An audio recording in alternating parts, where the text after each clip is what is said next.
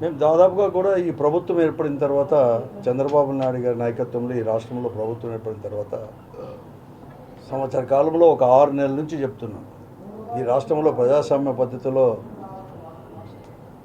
పరిపాలన అనేది కూడా జరగడం లేదు. ఏదో ఎప్పుడో చదువుకున్నట్టుగా అటవిక రాజ్యంలో ఉన్నామంటే దానికి పూర్తిగా కూడా యథార్థం అని చెప్పేసి ఈరోజు తాడిపిత్తులో జరుగుతున్న సంవత్సరం నుంచి జరుగుతున్న పరిణామాలు కూడా.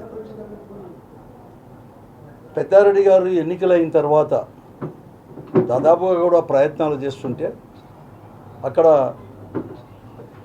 పోలీస్ డిపార్ట్మెంట్ వారు కానీ రాలేదు, శాంతి భద్రతలకు విఘాతం కలుగుతుందని చెప్తే ఆ పరిస్థితుల్లో హైకోర్టుకు పోయి పూర్తిగా కూడా పోలీసు వారికే డైరెక్ట్ చేయడం జరిగింది. హైకోర్టు 2 మాసాల కిందట ఏప్రిల్ 30 తేదీ అతనికి ప్రొటెక్షన్ ఇవ్వాలని చెప్పేసి ఎక్కడైనా కానీ నియోజకవర్గంలో పర్యటించేటప్పుడు 4 వెహికల్స్ కంటే కూడా ఎక్కువ అనేది కూడా అతను వెంబడి 4 వెహికల్స్ కంటే ఎక్కువ పోకూడదని చెప్పేసి పూర్తిగా కూడా డైరెక్ట్ చేయడం జరిగింది. డీజీపీ, రాష్ట్ర డీజీపీని, అలాగే అనంతపురం సూపర్ ఎస్పీ గారికి కూడా డైరెక్ట్ చేయడం జరిగింది. 2 నెలల నుంచి కూడా పెద్దారెడ్డి గారు కానీ లేకపోతే పార్టీలో ఉండే సమన్వయకర్తలు అందరూ కూడా పోయి ఎస్పీ గారిని కలిసాం. ఇదిగో అదిగో అని చెప్తూనే 2 నెలలు కూడా అయినాడు. కనీసం ప్రొటెక్షన్ ఇచ్చి పిలుచుకొని పోయే దాంట్లో కూడా పూర్తిగా కూడా వైఫల్యం చెందినారు.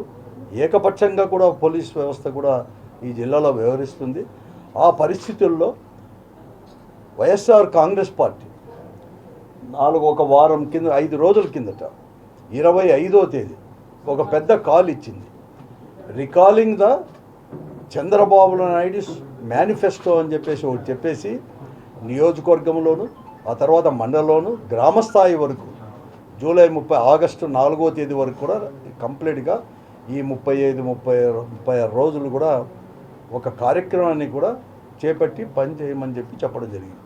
దాంట్లో భాగంగానే ఈరోజు పెద్దారెడ్డి గారు తాడిపిత్రి నియోజకవర్గం హెడ్ క్వార్టర్స్ అయిన తాడిపిత్రి నియోజకవర్గానికి తన సొంత ఇంటికి కూడా పోయి ఉదయం తెల్లారుజామునే 7-15 మధ్యలో కూడా పోతే వెంటనే అతను ఇంకా కూడా లేదు, ఇంకా కొద్ది మంది కార్యకర్తలు లేకపోతే అక్కడ ఆ నియోజకవర్గానికి సంబంధించిన నాయకులు వస్తున్నప్పుడే పోలీసు వారు మరొక మారు కూడా బలవంతంగా అక్కడ ఉండకూడదని చెప్పేసి